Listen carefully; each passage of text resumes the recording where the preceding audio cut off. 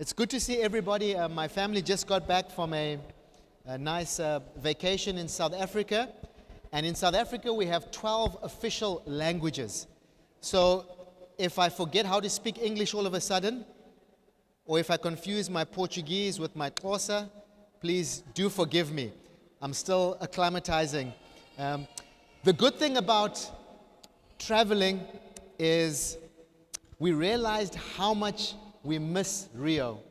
So the last 2 days of our holiday, Melissa and I, Melissa's my wonderful wife, were packing our bags and ready to come back home to Rio. And we realized that we actually love this city and we miss the city. So most people want to extend their holiday a bit longer. We were ready, willing, and able to come back to Rio and see everybody again because we love this city.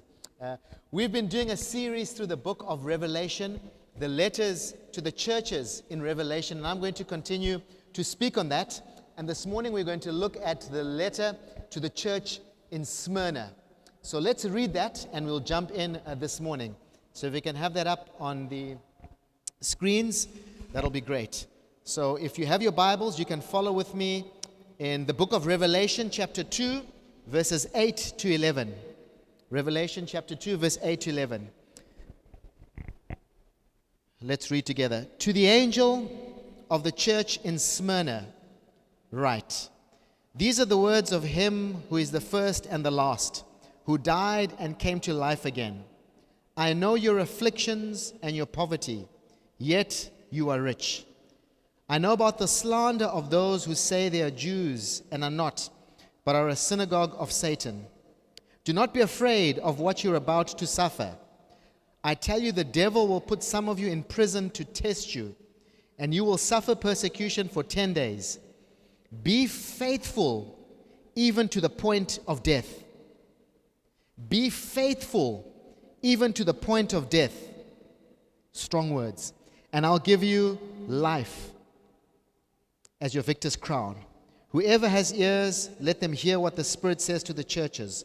The one who is victorious will not be hurt at all by the second death. And the title of my message this morning is Faithful No Matter What. Faithful no matter what. And I asked ChatGPT an important question some time ago. I said, ChatGPT, if you were the devil, how would you trip people up? How would you cause people to fall? How would you cause Christians to lose a sense of their faith? And this is what ChatGPT said. I thought the answers were interesting. It said, number one, replace prayer with information. So when someone needs something, instead of depending on God, they run to tools to find the information. They're distracted instead of quietening themselves to hear from God. Secondly, it said this, focus on the failures of famous Christians. So people will confuse the faithfulness of God with the failings of man. They'll also be distracted from their own failings in their own life and simply point fingers at other people. Thirdly, treat God as one opinion out of many. So in other words, treat Christianity like you would a buffet.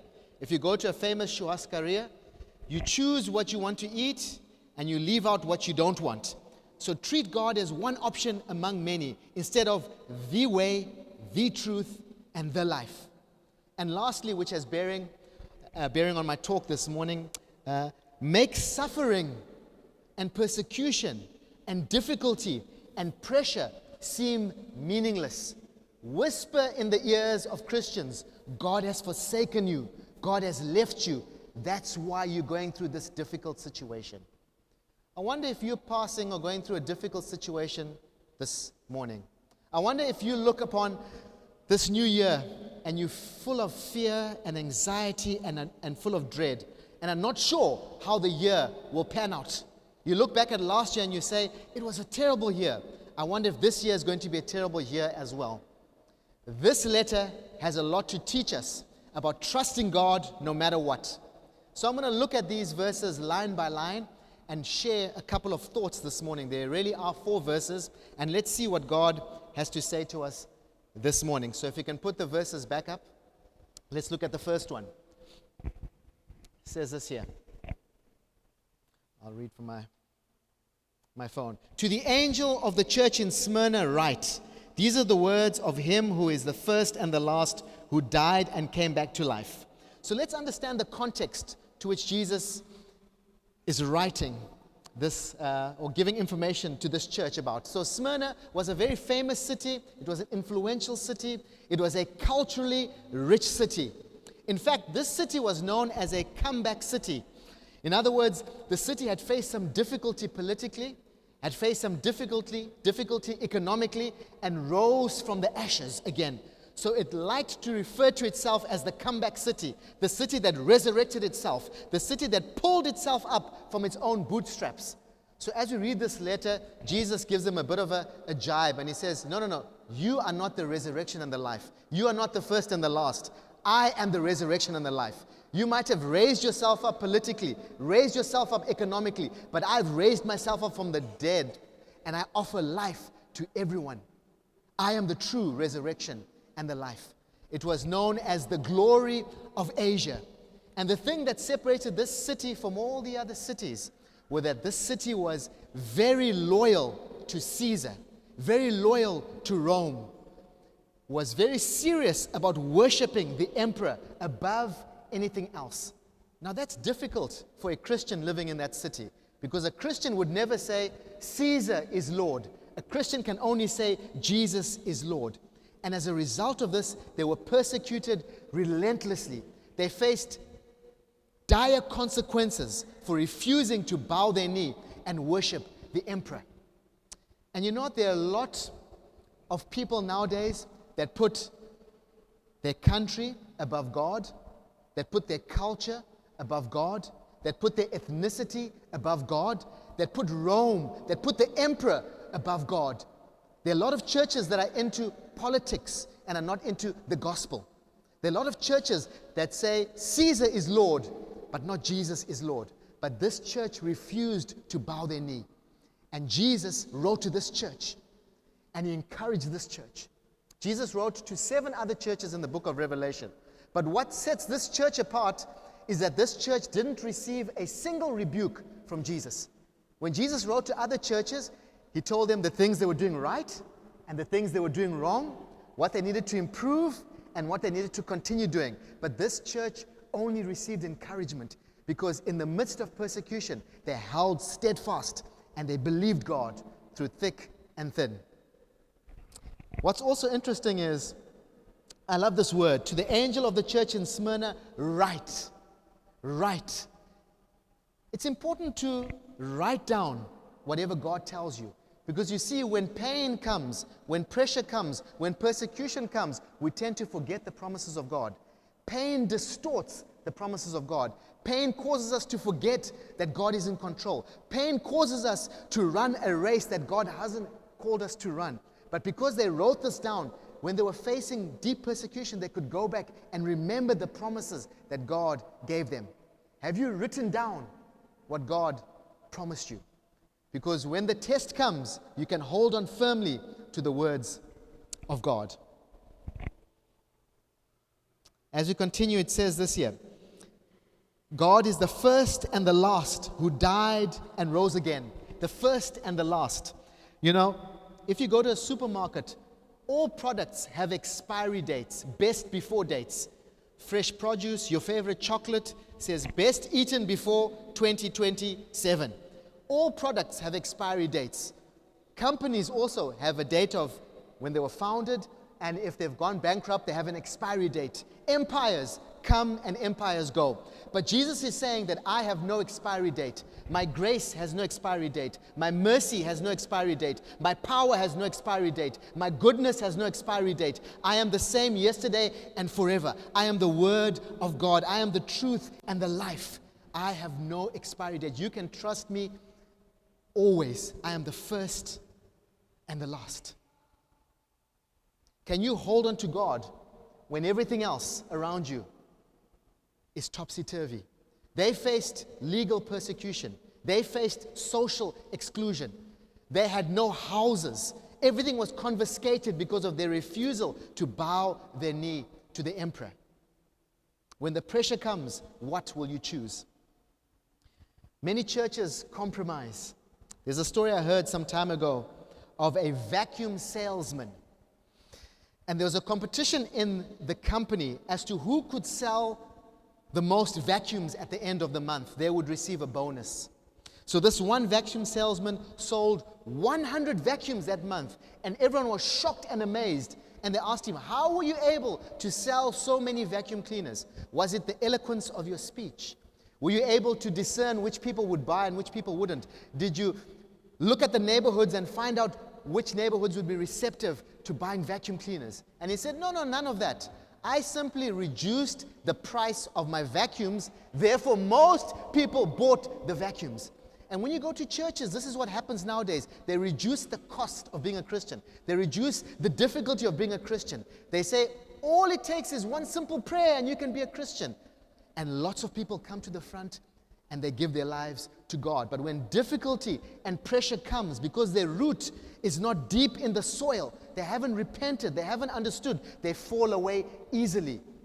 What is your price? What is your price? What will it take for you to fall away? What will it take for you to abandon the faith? You know, we all have a price. There's another story I heard, and I think it's one of those stories that make the rounds, but is not actually true. But it serves a good point. There was a rich businessman on an aeroplane, and he was a crooked businessman. He wasn't one of these honest businessmen. And he had a knack for finding people that would join his company and try and circumvent the law as well. So he sat on the plane and he started a conversation with another person sitting opposite him. And he found out that this person was an accountant, and he needed an accountant in his firm to kind of crook the books a bit. So he started conversing with this person, and he discovered this person needed some money. And he said, I will give you 100,000 reais if you come to my company and you do some dodgy things and you make everything look good. I'll pay you 100,000 for my work. And this person was facing financial difficulties, and he said, I will come and help you do this.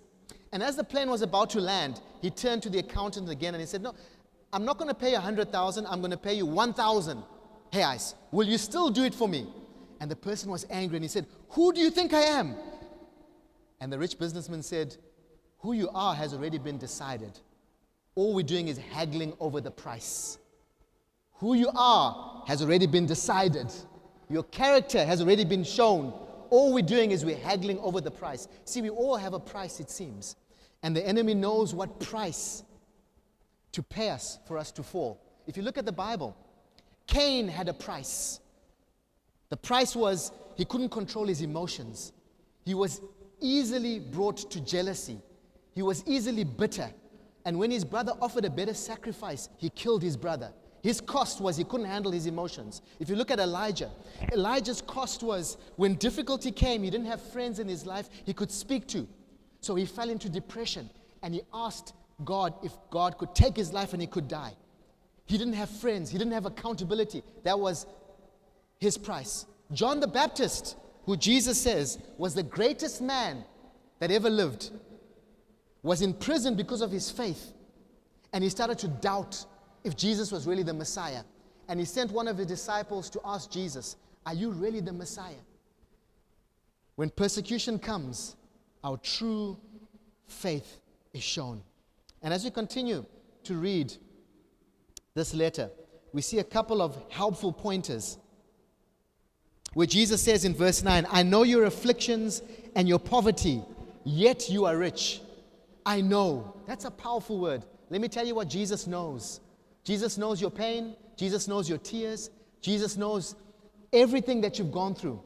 Those times alone in your room where you've knelt and you've prayed and you felt alone, Jesus knows. That word know is a covenant word for I am with you. I walk with you through all the seasons of life. It's the same word that God uses when he sees the Israelites in slavery and their prayers rise up before him and he says, I know their pain and I'm going to help them. God knows. Your husband may not know. Your friend may not know. Your boss may not know. Your parents may not know. But Jesus knows. It goes on to say, I know your afflictions and your difficulty. And that word affliction doesn't simply mean that they had a bad month. Doesn't simply mean that they've gone through a bit of difficulty. It means they've been squeezed. They've been pressed. They're at their limit and they can't help themselves any longer. And Jesus says, I know. I find it interesting that Jesus doesn't come and say, deal with it. Oh, it's not so bad. No, he's honest. He's saying, I see that you're suffering. I see that things are really difficult. I see that you've refused to bow your knee and you're still trusting me. You're still going to prayer meetings when prayer meetings have been banned. You're still fasting and praying where there seems to be no hope. When everyone else has forsaken you, you're still trusting me. I know. Jesus knows. And you might be sitting here this morning asking this question, does Jesus know the state of my family? Does Jesus know the pain in my heart? And the answer is, Jesus knows. Jesus knows. If we read further, it goes on to say, I know your poverty, yet you are rich. You know what's interesting is sometimes we confuse what true riches are. We think that buildings and budgets make a church rich. But it's not what you can accumulate, it's what you refuse to give up. It's the convictions that you hold on to regardless of what comes your way. That's what makes you rich. Mother Teresa had no physical wealth, but she was rich in moral courage. She had an argument with the late president of the United States, Bill Clinton, over some of the stances she had about protecting the rights of unborn kids. And it was a difficult conversation. And when Bill Clinton was asked, he simply said this about Mother Teresa: you can't argue with a life well lived. That's true riches. Nelson Mandela, the former president of South Africa, was put in prison for his beliefs. Everything was stripped away from him except his moral courage, except his ability to say, I will choose hope over despair. Those are real riches. Those are the riches that God is looking for in our lives today. Are you rich towards God? And as we continue here, these verses remind us, do not be afraid of what you're about to suffer. And I think that's what God is asking us this morning. He's saying, do not fear. Do not fear. Do not fear. Some of you need to receive that word this morning. Do not fear about the future. Do not fear about the past. I am the one that walks with you. I am the one that sees. I am the one you can trust. I am the one you can believe in. Do not fear. See, fear cripples us. Fear causes us to be paralyzed. But as we look to God and we realize that there's something worth more than even our lives, there's something worth more than even the world, what the world has to offer, we can break out of fear and we can put our hope and our faith and our trust in God.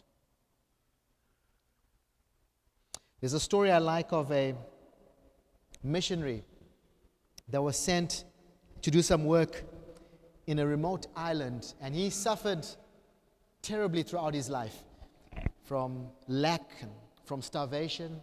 And they found his diary, and the last word penned in his diary was an interesting sentence, and it was really shaky and they could just about read it because these were his last words before he passed away from hardship and difficulty. And the last sentence in his diary was this: in the midst of pain, in the midst of difficulty, in the midst of persecution, I am overwhelmed with a sense of the goodness of God. Can you see and find the goodness of God? See, all this here is amazing because God is not asking us to do something that Jesus himself has not done. On the way to the cross, Jesus said, not my will, but yours be done. He chose God's will over his own. He trusted God, and God resurrected him as a result of his trust. Let's read one more verse this morning. Goes on to say this here: be faithful even to the point of death, and I will give you the victor's crown. Whoever has ears, let him hear what the Spirit says to the churches. To the one who is victorious will not be hurt at all by the second death. How did this church do it? How did this church face the pressure, face the persecution, but still trust God? I believe they did it because they chose consistency over feelings. They chose consistency over feelings. They didn't feel rich. They didn't feel that everything was okay. Things were difficult, but they didn't let their feelings guide them. They let trust in God guide them. Not only that, but they chose obedience over convenience. There's so many things that make our life convenient, but they chose to pray and to trust and to believe God. And they chose love over hate. Instead of hating the enemies, they chose to love them and pray for them. And let me finish with the last words of some Christian believers before they passed on. And I find this really encouraging. These are the last words of Catherine Booth, who was the wife of the founder of the Salvation Army. She said this: "The waters are rising, but so am I. I am not going under, but I'm going over. Do not be concerned about dying. Go on living well, then dying will be all right." These are the last words of D.L. Moody, a famous American preacher who led thousands of people to Christ. He said this: "I see the earth receding. Heaven is opening. God is calling me home." These are the last words of John Wesley, who triumphantly called out twice before he passed on. Best of all, God is with us. Best of all, God is with us. John Knox told his wife, "Please read to me from where I first cast anchor." And she read to him from John 17. And with a great sigh of relief, his last words were, "It has come." James Addison put it this way: "See what peace a Christian can die with." And before his death on the cross, Jesus called out, "It is done. Father, into your hands I commit my spirit." And as we go on through this year, as we start, let's commit ourselves to the love and the mercy of God, being faithful no matter what, because Jesus walks with us through all the seasons of life. Let's take a moment to pray and receive these words this morning.